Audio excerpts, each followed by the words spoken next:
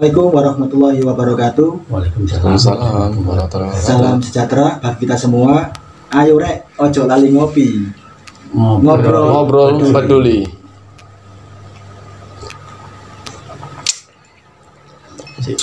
Alhamdulillah. Amin. Bersama kami lagi di channel Ngopi peduli. Dengan saya Cahan. Dan saya, Cak Su. Dan pada hari ini kita kedatangan tamu spesial, di mana tamu pada hari ini adalah seorang yang masih muda, bos. Nah, tapi dari ini kita akan membahas sesuatu tentang pramuka, guys. Nah, apa sih yang pengen kita bahas pada hari ini? Sebentar lagi kita akan masuk ke topik utama kita, yaitu bagaimana jiwa mandala pada pramuka. Berpramuka dengan berjiwa mandala, seperti itu. Oke. Mungkin langsung dulu saja, Cahan. Ini Kak Setio dengan sebutannya Raja Langit. Raja Langit. Sudah lama ya, kita tidak bertemu. Lama sekali ya. So lama ya. Saya ingin tahu ini. Ya. Di pramuka sendiri Kak Setio udah berapa lama, Kak? Saya dari pramuka itu. Kalau aktifnya bisa dikatakan mulai dari TK sebenarnya kalau luar biasa selama ya. dari TK kebetulan orang tua juga, terus alhamdulillah juga mulai dari peserta didik, terus ketua dewan kerja ranting, terus masuk di andalan kuartir ranting, sampai di sangga kerja kuartir daerah waktu di Pandega, sampai berjalan-jalan bertahun sambil jalan, terus kursus pembina juga sudah selesai semua, orientasi pembina sudah, orientasi majelis pembimbing juga, terus banyak kegiatan sampai terakhir sekarang kursus pelatih sudah. Jadi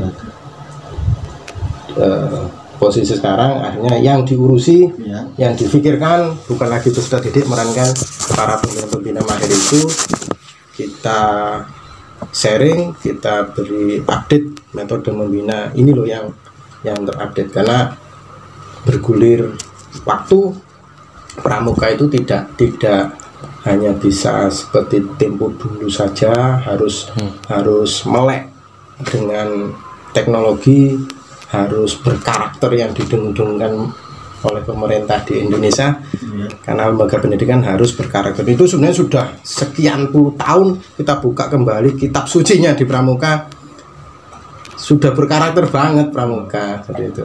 Jadi posisinya Kak Setio sekarang di satuan setelah berjalan waktu kursus juga dilampaui, karena kursus di pembina itu kursus pembina pramuka yang umum ada sendiri. Kalau kita mau aktif di satuan karya juga harus ada kursus di satuan karya tersebut. Di semua alhamdulillah sudah saya lampaui. Sampai itu tadi terakhir kursus paling terakhir di pramuka kursus pelatih. Waktu itu terakhir usia masih 33. Dan alhamdulillah juga di umur ini sudah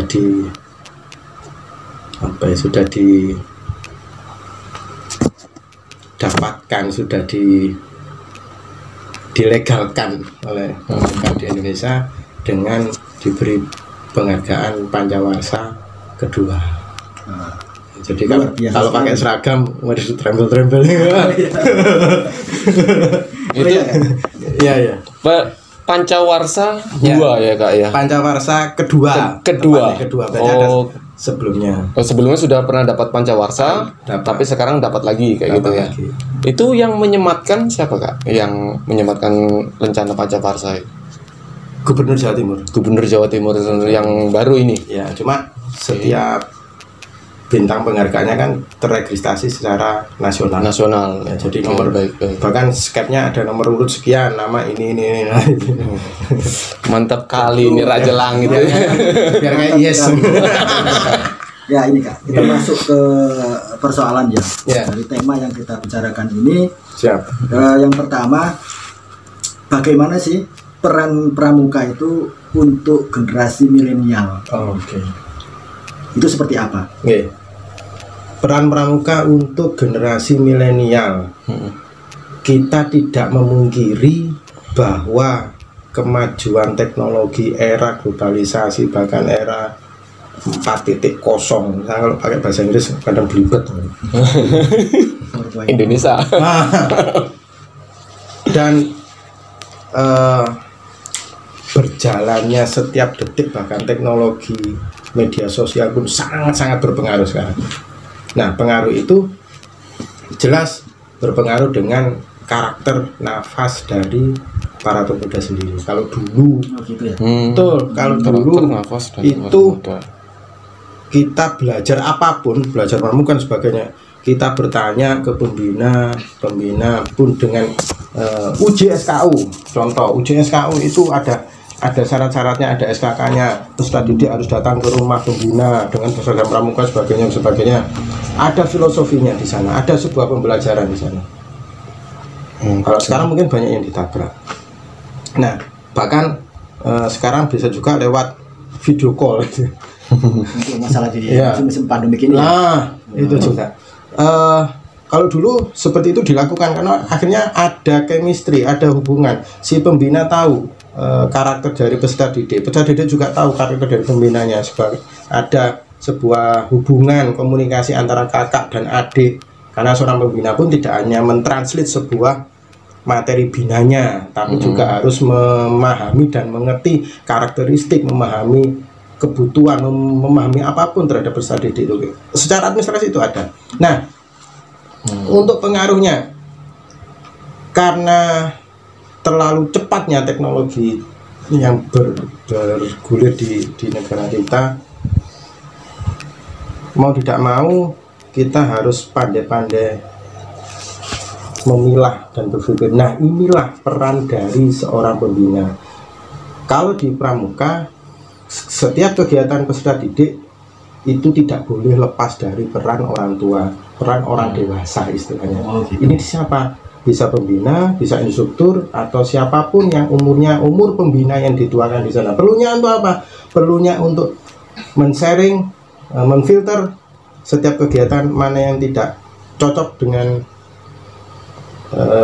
nafas dari gerakan pramuka, mana tidak cocok dengan dasar dharma, tidak cocok dengan trisatya sebagainya, supaya ini tidak mengurangi dari nafas tersebut, tetapi teknologinya juga bisa berjalan.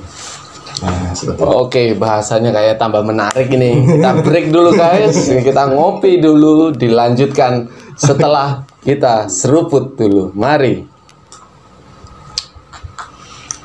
guys, kita kembali lagi. Kita kembali lagi untuk membahas atau mengupas lebih dalam lagi tentang berpramuka, membangun jiwa mandala. Betul. Kita lanjut Kak. Ini adalah yang kedua ini.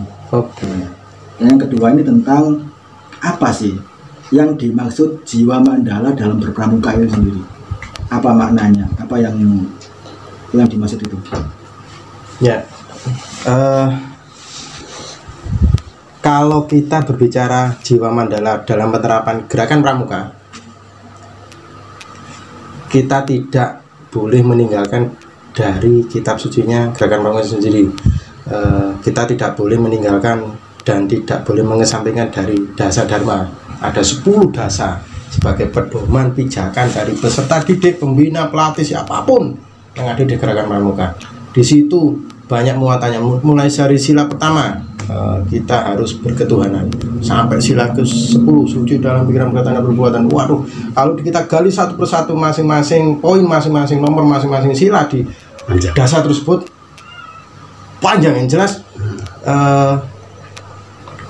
kenapa ada di berketuhanan, ada di pertama. Yang jelas seorang anggota gerakan pramuka harus berketuhanan dan harus beragama sesuai dengan keyakinan dan agamanya masing-masing. Gitu ya. Nah, di situ pun kita sudah bisa melihat bahwa mental, sikap, jiwa mandala, jiwa nasionalis, jiwa apapun kita tidak usah diragukan lagi, karena harus berketuhanan itu tadi. Ketuhanan kalau sudah beragama ketuhanan, apalagi kalau kita di umat Islam misalnya, waduh, kita tidak boleh menggunakan Al-Quran, hadis, kita harus sering sholat, kita harus sering berselawat, istighfar, sebagainya itu.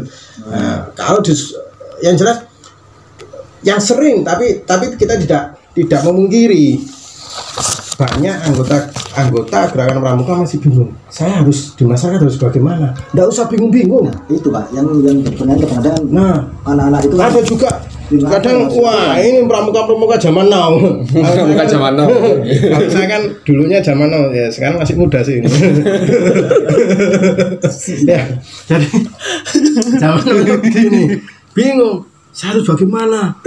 Pramuka kok jadul banget, kok keren. Lah yang membuat jadul, membuat tidak keren ya di kita sendiri. Betul. Sudah waktunya, contoh, sudah tahu kita dengan agama apapun, Islam, Kristen, Hindu, Buddha, sebagainya, sudah tahu saatnya sholat ibadah, saatnya sembahyang beribadah. Nah kita orang pramuka, kalau yang Muslim dipanggil adzan, kita ogah-ogahan, bingung, tali temali, bingung, sebagainya. Allahu Akbar, kita enggak kupuh, enggak segera kan. Nah, kita balik lagi. Loh, mana sila kesatunya dasar dharmanya? Nah, mana jiwa nasionalis, mana jiwa mandala, sikap mentalnya mana? Loh, kan kita sendiri yang membuat bingung. Nah, sebenarnya kuncinya mudah, enggak usah bingung. Makanya kalau dulu saya dasar dharma pramuka harus dihafal sebagainya. Nah, dihafal dulu, setelah hafal dipraktek, setelah dihafal dikaji. Kalau bahasa kita agak ini agak detail, dimengerti, dikaji, setelah itu dipraktekkan. Nah, itu sebagai kitab sucinya, sebagai pedomannya seorang anggota pramuka. Nah, ditambah lagi seorang anggota pramuka wajib berketuhanan, wajib beribadah, wajib beragama. Kitab sucinya agamanya apa sih? Nah, undang-undangnya di agamamu apa? Nggak usah bingung. Maka kalau anggota pramuka zaman gabut, bingung, tiktokan sebagainya, susah nggak usah itu. Sama. Apalagi saya pandemi seperti ini ya. Banyak yang aku ngapain? Bukan dasar dharmanya, banyak yang dilakukan. Iya. Merumuskan dasar dharma susah, minta ampun. Masuk suci dalam pikiran dan itu ada beberapa itu. Lah keren itu loh. Suci dalam pikiran, perkataan dan perbuatan. Waduh. Iya.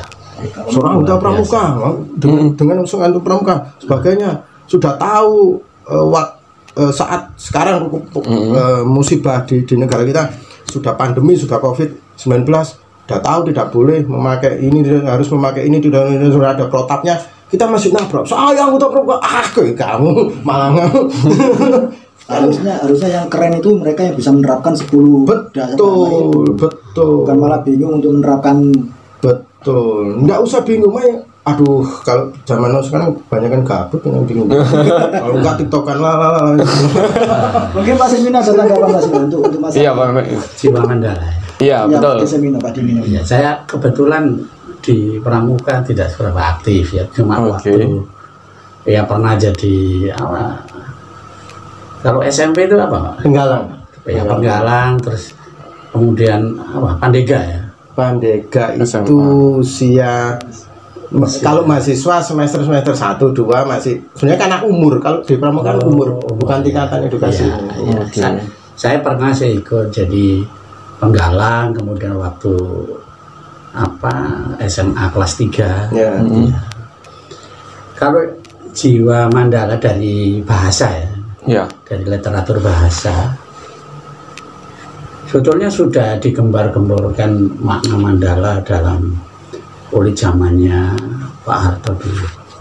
Pelajaran P4 betul. Bahwa ya tujuannya itu agar kita menjadi manusia seutuhnya. Sebetulnya dari bahasa makna mandala itu adalah manusia seutuhnya. Zamannya Pak Harto dulu dimanai seperti itu seutuhnya, tetapi dari apa, kalau dirunut terus arti mandala itu adalah betul manusia seutuhnya dalam pengertian punya jiwa yang tidak hanya otaknya yang hidup, tetapi juga raganya ini juga juga hidup. Jadi kombinasi antara pikiran dan raga ini jadi satu.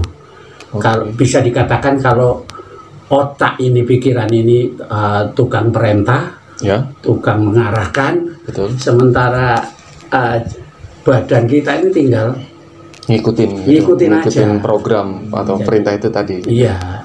Jadi yang dimaksud dengan jiwa mandala di sini, otak juga jangan terlalu meremehkan kemampuan tubuh manusia ini, karena dalam tubuh manusia ini sudah ada refleks-refleks, sudah ada yang sifatnya naluriah. Dia bisa bertindak dalam situasi apapun. Kadang tanpa perintah otak pun badan atau fisik badan gitu, dan di luar kesadaran kita itu bisa bekerja sendiri. Nah, yang dimaksud dengan jiwa mandala, kalau dari perspektif bahasa dan agak sedikit, karena bahasa itu kognitif, tentu sifatnya psikologis. Iya, betul. Jadi antara kesadaran, kan dalam psikologi itu kan manusia itu tidak hanya kesadarannya saja, dia punya bawah sadar, alam bawah sadar. Nah, itu kalau itu bisa satu, bisa bekerja dengan baik antara otak dan naluri kita itu bisa bekerja dengan baik, maka menjadi manusia seutuhnya. Karena orang naluri ini sumber energi, jadi dia bisa bekerja apa saja. Karena itu otak harus tidak boleh meremehkan naluri. Jadi jangan sampai diremehkan sehingga kerjanya lebih optimal. Saya kira begitu dari istilah bahasa. Izin Pak, mungkin saya tertarik ini tadi Tapi mohon maaf, ini kita halangi lagi. Kita mulai seru ini ya. Panas ya. Jadi kita cut dulu, nanti kita lanjutkan setelah yang satu ini. Oke, mari. Ya, kita kembali lagi ke perbincangan tentang pramuka yang semakin panas dan semakin seru ya. Monggo. Seru sekali. Mas Raja Langit, lanjutkan. Raja Langit sudah ini. Pikirannya Kak Raja Langit ini siap mengundang ini. Pak, mohon izin, saya tertarik dengan tadi manusia. Ini ya bahasa jiwa mandala, manusia yang seutuhnya. Kalau saya menafsirkan, seandainya ada anggota pramuka yang ingin betul-betul menggilai, kalau bahasa saya menggilai pramuka gitu, bukan hanya tepuk tali temali dan sandi, itu urusan belakang. Ya, kalau itu sudah tercipta di manusia, itu sudah menggilai, merasuki ke jiwa raganya, akhirnya menjadi manusia seutuhnya itu mungkin. Ya, itu kalau satu orang, orang anggota pramuka, 10 orang, 100, satu kecamatan, satu provinsi, satu negara, mungkin bisa hebat semua mungkin Pak. Menjadi manusia seutuhnya berpancasilais mungkin. Betul. Saya kira zamannya Pak Harto tujuannya ke sana. Jadi manusia seutuhnya. Jadi manusia itu tidak hanya hidup otaknya. Jadi semua itu dihidupkan. Seluruh sense yang dimiliki oleh anak pramuka itu aktif. Sense-nya aktif, otaknya juga aktif, kemudian feeling-nya juga bekerja. Karena feeling itu ada dua, feeling yang rasional dan feeling yang instinktif. Yang instinktif ini yang memberi energi tinggi, sehingga kalau antara pikiran dan insting ini bekerja sama, dan saya lihat pramuka itu justru wadah yang paling tepat, karena di dalam kegiatan pramuka tidak hanya diskusi, tidak hanya berteori, tapi langsung berupa kegiatan. Langsung praktek gitu ya. Jadi Ya, problem solving. Gitu. problem solving. Fisiknya ikut juga. Betul. Intuisinya jalan. Betul. Karena ada satu metode Pak, dari sekian metode, banyak metode gerakan pramuka, insya Allah yang jelas metode gerakan pramuka itu tidak berseberangan dengan metode pendidikan nasional kita. Sisdiknas kita tidak berseberangan, karena di gerakan pramuka alat peraga, kegiatan, terus nyanyian, lagu-lagu dan apapun yang diperbuat dalam kegiatan tersebut harus mengandung unsur dan filosofi pendidikan di Indonesia. Nah, ini yang keren. Makanya sangat salah sekali apabila masyarakat apa sih pramuka? Ya berarti kamu belum melihat seutuhnya pendidikan di pramuka. Sangat setuju. Cuman ngelihat dari cover aja tapi sudah ngejudge seperti itu ya. Padahal belum kenal dalamnya. Mungkin mereka masih melihat pramuka yang bungkusnya gitu. Iya, kok hanya itu saja, padahal banyak di belakang itu pramuka yang keren-keren gitu. Betul. Apa yang disampaikan Pak Sugeng tadi itu hard skill harus sesuai ya, harus seimbang dengan soft skill tadi. Ya betul, dan saya melihat bahwa dunia pramuka ini yang memberi ruang untuk itu. Kalau di kelas itu terlalu terkontrol dan jumlah siswanya banyak ya. Betul. Jadi mereka satu persatu dikontrol. Tapi kalau di pramuka secara mandiri mereka bisa bekerja sama dan teamwork di dalam pramuka itu real. Karena ada masalah yang harus mereka selesaikan. Tapi kalau di sekolah mungkin diselesaikan dengan ide-ide aja begini begitu. Ya. Tapi kalau dalam pramuka itu total. Ada outdoornya juga. Iya, jadi semua total, seluruh kemampuan itu aktif semua. Jadi kegiatan yang apa ya? Kalau dalam pembelajaran bahasa itu namanya metode total physical response. Jadi semua merespon ya. Jadi perasaan kita merespon, pikiran kita merespon, refleks naluri kita merespon. Jadi seluruh indera mungkin ya, seluruh indera respon semua. Dan dalam diri sendiri ada bagian-bagian, tapi mereka bisa bekerja sama. Karena apa? Kalau pikiran terlalu kritis terhadap naluri kita, itu naluri kita itu akhirnya menjadi tidak energi kita terhambat. Oke. Akhirnya aku nanti takut ini salah, takut salah. Tapi di pramuka mereka terlatih dari hari ke hari. Betul. Dari kegiatan-kegiatan pramuka itu menurut persepsi saya. Karena di kami ada namanya satu metode Pak, learning by doing. Nah, itu tadi semua unsur indra ini harus bekerja, harus belajar, harus kreatif. Gitu ya. Karena learning by doing kita tidak hanya belajar secara teoristis di meja dan di ruangan saja, bahkan metode pembinaan dan pembelajaran gerakan pramuka itu harus di alam. Ada di alam, ada juga karena ada satuan terpisah, ada kelompok-kelompok kecil. Nah, kita di sana diajarkan memimpin bagaimana, caranya memimpin bagaimana menyelesaikan problem solving itu tadi. Artinya mereka punya peran masing-masing dalam teamwork. Itu kan ya juga sejalan dengan I do, I understand. Ya itu pepatah Cina ya, I hear, I forget ya. Saya dengar saya lupa, I see, I remember. Saya lihat saya akan ingat, but I do, I understand. Tapi kalau langsung learning by doing itu secara simultan sense kita itu aktif. Berarti kalau learning by doing itu berarti secara spontanitas dari fisik, sifatnya total. Pikiran kita kerja, fisik kita kerja. Kalau spontanitas tidaknya, Mas, karena di pramuka itu ada peserta didik itu ada pengurus lah kalau bahasa gampangnya, ada dewan kerjanya itu untuk dia mengurusi dan merencanakan. Ada program latihan, rencana tindak lanjut, teruskan itu ya. Terus kalau di edukasi formal itu ada seorang guru atau seorang pengajar atau seorang bimbingan konseling itu harus melihat karakter siswanya. Di kami juga ada buku administrasi yang pembina diharuskan melihat perkembangan dari anak-anak, mental, ideologi, dari psikologis sudah dididik ribet sebetulnya. Peserta didik. Persiswa di pramuka itu. Nah ini yang berarti apa kita monitoring satu orang ke satu orang harusnya. Makanya pembina pramuka di gugus depan itu tidak boleh membina berjamaah. Kalau sholat berjamaah boleh. Karena ada pakemnya, satu pembina putra harus membina peserta didik sekian. Satu ini. Nah untuk apa? Kalau satu terkecil itu bisa mudah mengontrolnya. Jadi lebih efektif gitu lebih efektif. Akhirnya metode pembelajaran, metode membina di pramuka tersampaikan.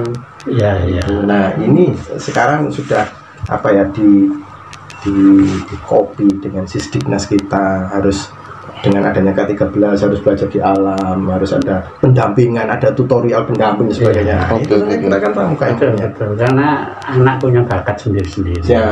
Jadi kalau sebuah permainan kita akan nampak siapa jadi pemimpin. Karena di situ akan memberi komando temannya. Dari situ kita tahu bakat-bakat mereka sebagai pemimpin atau sebagai penyokong gitu. Siap. Oke, kita break sebentar. Kita lanjut lagi dengan pembahasan yang masih sangat gregetan gitu loh, yang ingin tahu ya. Oke, kita break dulu. Tunggu saat lagi. Ya, kembali lagi guys bersama saya Casu dan Cahan di acara Ngopi Peduli. Kita lanjutkan saja untuk pembahasan tentang jiwa mandala ini di pramuka. Kita menuju ke contoh kasus untuk pramuka jiwa mandala ini sendiri. Untuk yang nyata sudah terjadi, kira-kira seperti apa yang sudah ada yang mencerminkan pramuka keren gitu ya? Pramuka keren yang jiwa mandala. Bulan-bulan yang lalu itu saya sempat memberi materi yang audiensnya, peserta didiknya seorang narapidana. Seorang narapidana. Sekelompok narapidana. Karena di situ banyak, kurang lebih ada 40 napi aktif. Jadi masih dalam masa hukuman. Masih dalam hukuman. Bahkan saya pun masuk di lapas tersebut dengan SOP-nya mereka. Saya diperiksa, ini tidak boleh bawa HP sebagainya. Bahkan saya memberi materi pun dijaga. Dijaga. Kita semua tahu narapidana yang ada di lapas itu pasti dia membuat sebuah tingkah laku yang tidak sesuai dengan undang-undang di negara kita, apapun. Dan saya sempat ngobrol gitu, saya ajak waktu makan bersama-sama, saya ingin makan bersama-sama. Waktu makan malam itu ada yang begal, ada yang perampok, ada yang pemakai narkoba, ada yang bandar sebagainya. Keren sekali. Keren. Ngeri lah. Ngeri sekali. Kalau figur tatuan, waduh banyak. Apakah Raja Lali sendiri tidak merasa takut atau gini? Itu cerita saya di calling teman-teman untuk memberi materi. Sebelumnya saya sering memberi materi, tapi dengan peserta didik standar lah, itu kegiatan standar. Memang sempat teman-teman,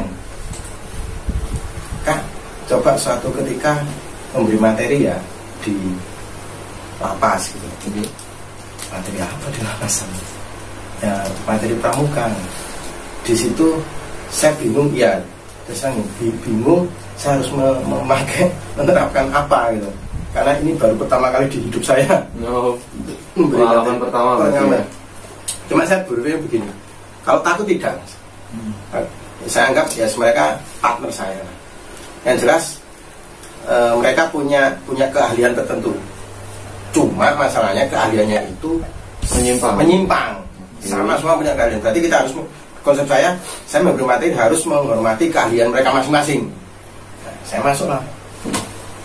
Saya masuk, saya harus supaya sistem saya, supaya pemahaman saya bisa diterima dengan gamblang, saya harus memakai ala-alanya mereka. kayaknya mereka. Oke, saya masih ingat ada namanya dinamika kelompok, ada namanya ini sebagainya. Sederhana sebetulnya. Saya bentuk kelompok-kelompok kecil, mereka saya minta untuk memusyawarahkan, mengusulkan di antara teman-temannya itu ketua kelompoknya. Nah inilah sebenarnya mereka waktu itu sudah melakukan, waktu menyimpang itu sudah melakukan, tapi kegiatannya berseberangan tadi. Dengan pasti ada. Dia sudah punya tim, punya kelompok, satu punya ketua gengnya, ketua kelompoknya, mau begal pasti ada. Nah, saya yakin dia tidak susah. Akhirnya saya arahkan. Setelah itu saya beri tugas sederhana, memusyawarahkan dan membentuk yel-yel. Yel-yel dengan nama lapasnya, dengan kalimat pramuka dan sebagainya. Bahkan setelah itu saya minta untuk menyanyikan dengan baik dan sempurna lagu wajib nasional. Waktu itu Halo-Halo Bandung yang saya minta. Dua kelompok, Halo-Halo Bandung, sama yang satunya Satu Nusa Satu Bangsa. Terus terakhir saya minta menyelenggarakan api unggun. Di situ karena api unggun ada tugas doa dan sebagainya dari mereka sendiri. Dari yang dulunya mungkin waktu itu tidak pernah sholat yang Islam, yang non-Muslim tidak pernah beribadah, bahkan doa waktu itu dipimpin dengan Islam, dengan cara Islam, Al-Fatihah pun ya seperti itu ala-ala kadarnya. Saya tidak masalah, silakan dibaca. Mau nggak mau akhirnya mereka harus membaca. Untung masih waktu itu malam itu mereka masih diberi kesempatan membaca Al-Fatihah, memimpin doa teman-temannya. Bismillahirrahmanirrahim dengan ala-alanya mereka, dengan bahasa mereka saja, tidak ada masalah. Untuk membentuk karakter mereka yang semacam itu berapa lama, Pak? Kalau konsep di rumah saya berpikirnya lama. Sangat lama sekali. Sangat lama. Pasti kerja keras banget ya dia. Kerja keras banget saya. Keras apa? Meras otak banget ya. Sangat di rumah saya kaget. Saya harus bagaimana? Nah setelah itu konsep saya begini. Saya seorang pramuka. Ya. Saya yakin metode pramuka itu sangat keren dan bisa diterima di mana saja. Yang penting saya menempatkan diri saya partnernya mereka. Saya bukan penceramah. Nah setelah itu mereka yang saya sangat terkesan dan saya akui metode pramuka keren banget itu. Makanya kalau metode itu dikelola dengan keren, biasanya keren. Mereka akhirnya muncul sebuah ketua kelompok. Ketua kelompok ini macam-macam. Saya masih ingat yang kelompok, bahkan kelompoknya saya namakan kelompok Nusa dan kelompok Bangsa. Yang satu ini seorang begal kalau saya dengan tato sebagainya. Makanya mereka pakai seragam pramuka, pakai baret. Bahkan semalam sampai besok pagi upacara penutupan tidak mau melepas seragam pramukanya, lengkap. Kenapa juga? Saya tanya waktu itu. Nah, setelah kalau selesai mereka ya saya sangat terharu sekali. Saya bangga menjadi warga binaan lapas. Saya bangga, luar biasa sekali. Terakhir saya mengatakan kebanggaan. Jadi bukan malah sedih, karena mungkin di sana dia akhirnya menemukan suasana baru, menemukan pramuka tadi. Jarang loh lapas ada pramukanya. Nah itu akhirnya saya bangga menjadi warga binaan lapas. Saya bangga menjadi pramuka. Mereka mau tidak mau akhirnya menyanyikan, dipimpin kelompoknya yang begal dan pemain sebagainya, dipimpin menyanyikan lagu wajib nasional. Kita sering mengabaikan lagu wajib nasional. Saya dulu berpikir kalau pramuka itu hanya ada di lingkungan sekolah saja. Ternyata tidak. Lapas pun juga bisa. Keren, luar biasa. Keren. Jadi waktu mereka yang apa ya, masih cinta dan masih bangga memakai asduk merah putih, memakai seragam pramuka, memakai baret, mereka bangga. Bahkan waktu di Yel-Yel dibunyikan mereka dengan serentak. Kita tidak usah menutup mata lah. Coba kita kalau menjadi membina saat peserta didik yang standar-standar, yang normal. Saat kita minta mereka memusyawarahkan, sederhana, musyawarah sederhana, tapi kontekstualnya, filosofinya dalam banget. Lebih ngena gitu. Lebih ngena. banyak yang guru bergajian sebanyak-banyak kalau yang standar, tapi mereka mau dan melakukan dengan baik, patuh, hanya didasarkan patuh dan suka bermusyawarah. Bisa mereka seorang narapidana itu mereka serius melakukan itu, serius dengan apa namanya, dengan keinginan mereka sendiri, bukan karena kontrol dari siapa. Tidak. Okay. Saya hanya mengarahkan saja ini. Terus bagaimana hafal? Ya ada yang tidak hafalnya sih lagu nasional, tidak masalah. Muatannya apa? Mereka mau berdiskusi. Lagunya apa? Aku lupa apa? Akhirnya mereka berdebat. Seorang narapidana aktif berdebat, berdiskusi untuk menyanyikan, menyelesaikan tugasnya, menyanyikan lagu wajib nasional. Mau berdiskusi. Itu dilakukan secara natural ya. Natural sekali. Natural di lingkungan mereka sehari-hari, di tengah penatnya kerangkeng itu. Luar biasa. Udah apa ini pakai?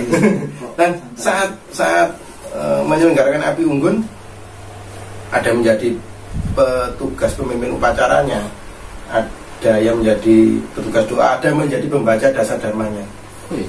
Hafal, tidak hafal. Terus bagaimana? Yang hafal ini, jadi begini ceritanya. Aku lumayan tahu pramuka SMA. Ini tak ini. Ya, saya dengarkan. Kalau saya baru, kalau salah saya benarkan. Jadi yang benar mengajarkan kepada teman-temannya.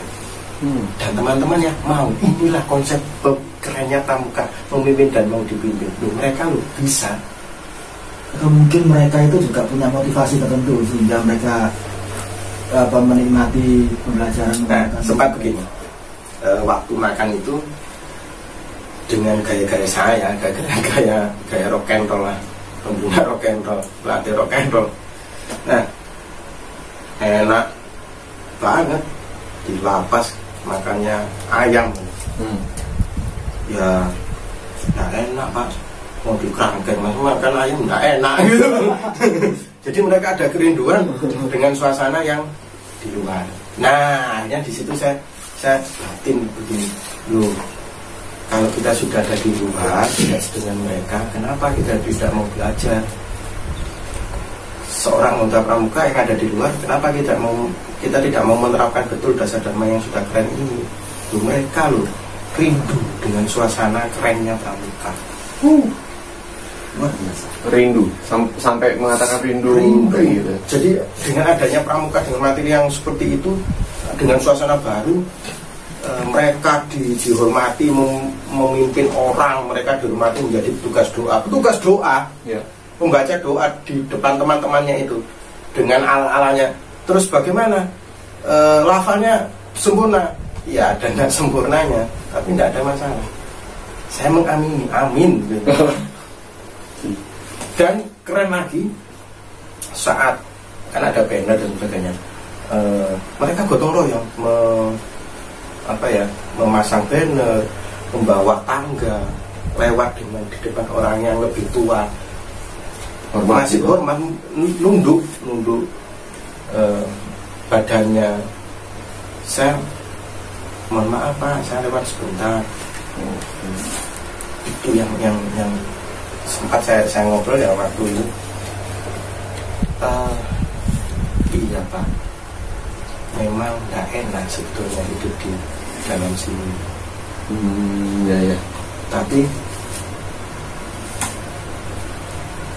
bagaimanapun ini sudah konsekuensi kami dulu melakukan seperti itu. Satu saya katakan, sampai tidak salah.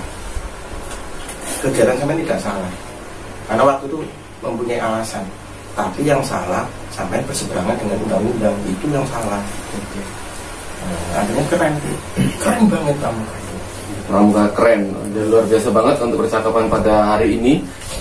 Berarti bisa kita coba simpulkan di sini ya. Untuk pramuka dengan berjiwa Mandala ini berarti kan pramuka yang berketuhanan dan ya. Itu dia menyebabkan seorang pramuka ini menjadi keren dan aplikatifnya pramuka berjiwa Mandala bisa ditaruh ataupun digunakan dimanapun tempatnya, entah itu di lapas ataupun di sekolah umum pada yang sudah ada kayak gitu ya. Oke, luar biasa banget. Terima kasih kepada Pak Raja Langit ini atau Kak Raja Langit ini ya. Oke, sudah berbincang, kita ngobrol, ngopi bareng di sini, berbagi pada teman-teman semua. So, jadi lebih paham tentang apa sih namanya pramuka, apa sih namanya pramuka berjiwa mandala kayak gitu ya. Oke, untuk sesi kali ini kita akhiri saja. Saya pribadi, saya Cak Su dan kami dan teman-teman mengundurkan diri. Terima kasih, jangan lupa like dan subscribe. Assalamualaikum warahmatullahi wabarakatuh. Waalaikumsalam. Tetap kopi. Salam ngopi. Ngopi. Ngobrol. Peduli.